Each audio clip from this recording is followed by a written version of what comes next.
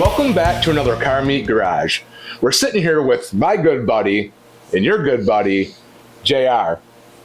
Thanks for having us, sir. Oh yeah, it's been long awaited. Pleasure. So we're gonna dive right in. I'm gonna ask you, what was your very first car? It was a Mercury Montego. Everybody else had newer stuff. I had the Mercury Montego. It's a pretty cool car. It's different. Yeah. Because we were talking before that everybody around you had like Toyota Tundras and stuff like that. And here you were with your car. I was the one with the old school. Hey, that's all right. You know something? And since I've known you and we've built some stuff together, and you always go back to that old school look every single time. Yeah. And I'm a modern guy, everybody knows. And so I always got to remember, JR is going to want the old school look or the old school stuff. Yeah. Yeah, I like the old school look. The high-rise hoods and stuff like that. We were just looking at pictures earlier, actually. So, like that stuff. And on that same sentence, what's your current project?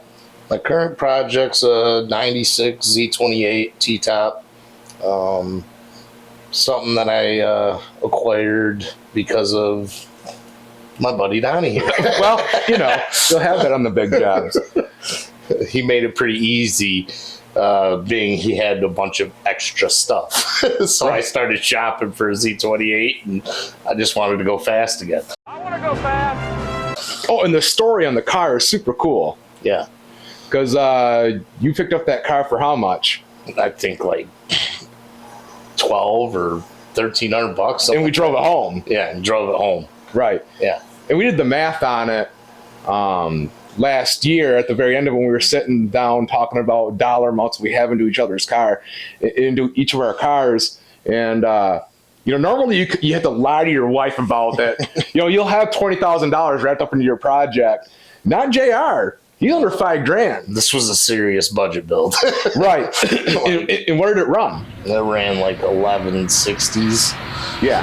And under $5,000. So it can be done on some old 90s junk. Yeah. A little bit of that.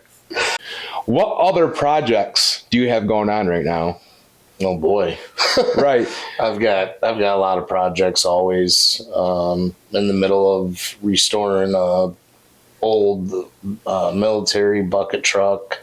I've got jet skis that we're rebuilding motors in right now, snowmobiles that I'm always building. So a lot of extra projects on top of this one.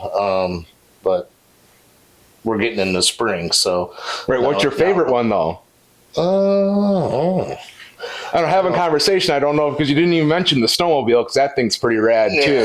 The snowmobile's 315 horse ZR9000. That thing's a fun build. She's fast. Just put it that way. 0 to 100 right now. So throw you off the back of it type of power. They're fun. Snowmobiles haul the mail big time. Yeah. Yeah. So what's your 5-year plan for the Camaro? Make it beat yours. Good luck. Get in line. You didn't even say beat Greg. He goes, beat mine. And what's your goals for 2025? 2025, like to see the car get, fluff and a buff as far as some paint. Probably a drag pack for it. I know we've got. So you're not borrowing mine every time we go race? Yeah. Oh, okay. Well, that's all right. Be on your own tires. That's pretty much how that whole build went on that car. Was like, ooh, Donnie, look at that! I'm going shopping in Donnie's garage. Yes. What do you mean you don't need that? It was a combined effort. Yeah. That was your interview, but it was a combined effort between parts that I had and Alan Hill had and Paul Young had, and it couldn't have been done without the people that helped. Oh, dude, it was a true friend project that we turned that car out in 2 weeks. Yeah, from barely running, not shifting, to twisting off mid 11s. It's super cool. Runs pretty good. Yeah.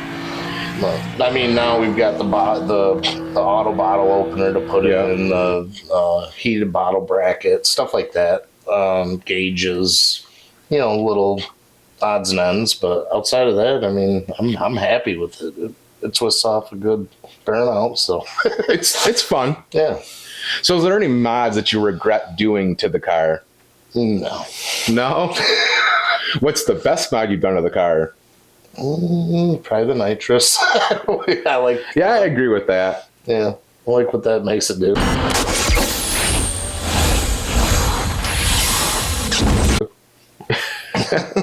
So, is there any vehicles that you regret selling?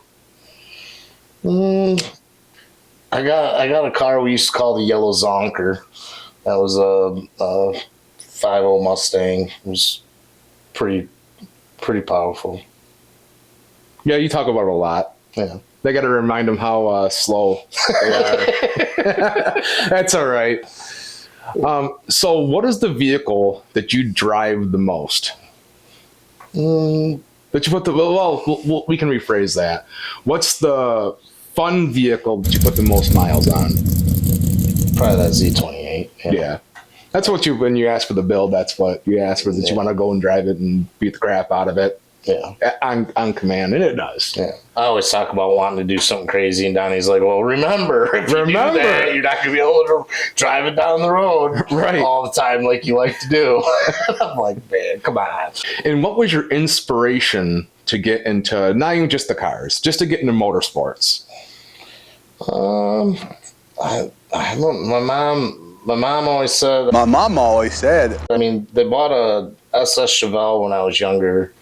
It was white on white leather interior, and I couldn't say Chevelle. I called it my Chambelle. And my dad had a rough year one year, and it got repoed. And I think I was probably like 5. And she said I cried for hours about that car leaving. I mean, I just loved it. And Sticks with you. I was one of those kids that, like, if it went fast and you could put me to the seat, I couldn't control the laughter or the smiles. It just, I don't know, the adrenaline, I guess. I just love anything that goes fast. Just love it. So what funds your hobby? I have my own business, Jimmy's Tree Service. Cut trees, trim bushes, Build fish tank stands. landscaping. We do a little bit of everything. Just a little bit. Yeah. So if you had to pick a dream car, what would it be? Probably a SS Nova. I really like the Novas.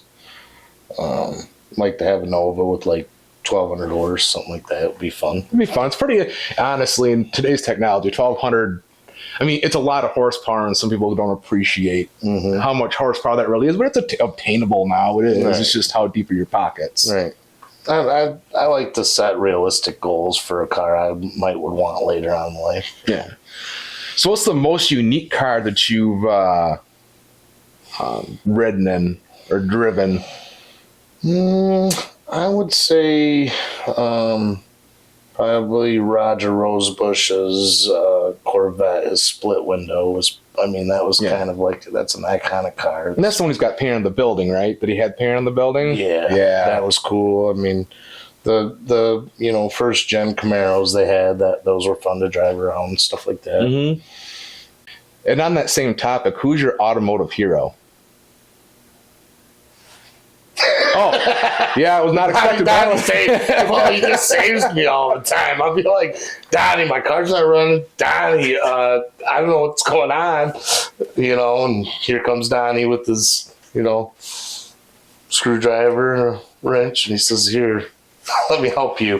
Driving down the Flint to go rescue the car after the Mallory box took a crap. Yeah. Yeah, I was on my way downstate, and it broke down in Holly, and I didn't know what the heck was going on. I'm doing 75, 80, and all of a sudden the car just decides to die. And I made it off on Grange Hall exit, and I'm sitting there, and I kind of go through, your normal checklist, and it was nothing normal. It would roll over, just wouldn't do anything, so I figured it had to be spark. And I called Donnie, and he said, yeah, it's probably your Mallory box. He said, I'll come get you. there he was. 30 minutes later, I was like, man, what'd you do? How did you do that? You had to hook up a trailer. You know, Bay City to Grange Hall Road, that's hauling. That was that Alan Dino session too. So that's hauling. So Yeah, we were moving. yeah. So does your car have a nickname? The Snail Trail. That's what the name of that car is, the Snail Trail. It's appropriate. Yeah. He likes to do burnout everywhere, leaving a trailer everywhere. Is there any automotive celebrities that you'd like to meet? Yeah, I mean, Pastrana's pretty cool as far as like all the things that he accomplishes and does. He'd be a cool one to meet. Travis Patron's pretty all right dude. Yeah.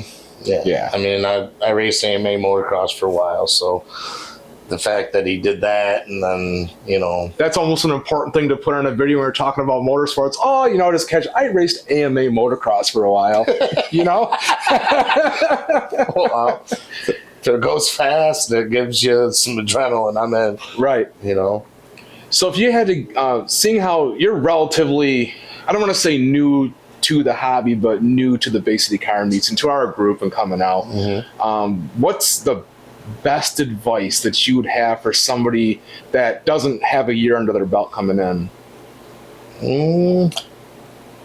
You don't have to spend a fortune to have fun and to bring your family out. It's family friendly. It's a good time, you know. Right, just Best get out. advice I can give them is just to you know, get out and come check it out, walk around, have fun. That's what it's all about. I was surprised how much we really enjoyed going last year. Right. I would say the fun of it last year was putting the car together and then actually getting you out to the car meets, and then you and I getting to go to the drag strip and stuff together, an actual race, and it's a lot of fun. You just got to get out. You got to get out. You got to get out. You can't. You're not going to get anywhere sitting on the couch. That's right. You know, that's almost a life lesson for everybody. You ain't going to get anywhere sitting on the couch. Not gonna. No. Government can't hand out hot rods. They can try. I wish they would. So I'm putting together the car and stuff. Is there any specific shops or people you'd like to thank beside me? I'd like to thank Alan Hill. He was a big part of what was going on. Mike, he was a good help. I